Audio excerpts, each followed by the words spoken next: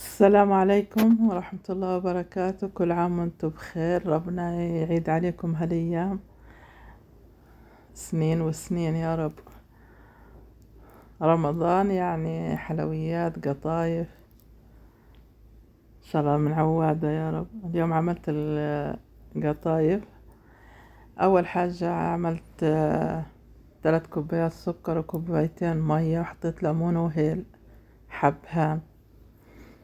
بعد هيك أخدت خلاط، حطيت كوباية مية دافية وكوباية حليب دافي، نفس المعيار نفس الكوباية. حطيت خميرة وسكر ورشة ملح، كوباية سميد، كوباية تانية سميد، كوباية طحين أبيض دقيق. ما ننسى نحط شوية بيكنج بودر، نضربهم في الخلاط. طبعا عندي حشوة الجبنة شيدر وموزاريلا، وعندي المكسرات الخلطة الأساسية وقشطة وجبنة كريمية. عملت 4 حشوات، بديت أصب فيهم على الغاز.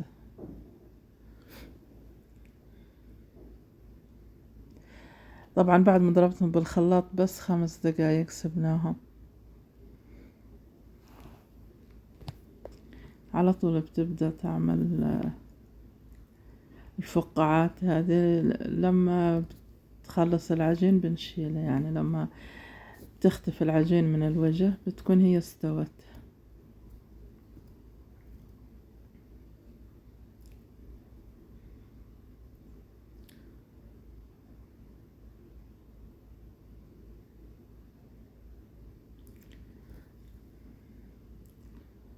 زي هيك طلعت من ورا حمرة شوية. بتحطيها على الصينية، فيها قطعة قماش نظيفة. لما كملنا الكمية بدينا في الحشوة.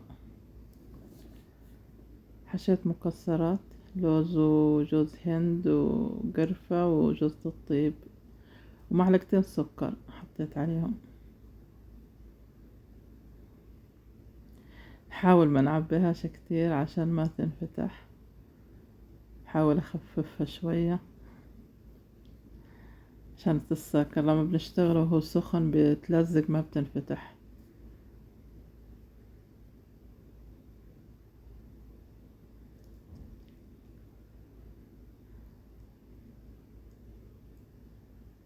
حشيت طبعا من الجبنة، حلوة حشوة الجبنة، جربوا.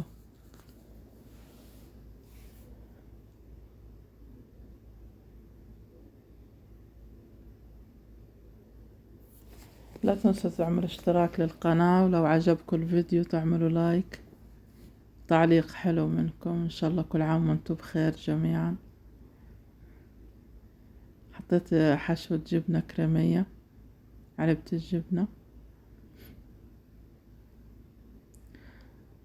عملنا كل الحشوات، ما خلينا في نفس حدا، كل واحد بده حشوة شكل.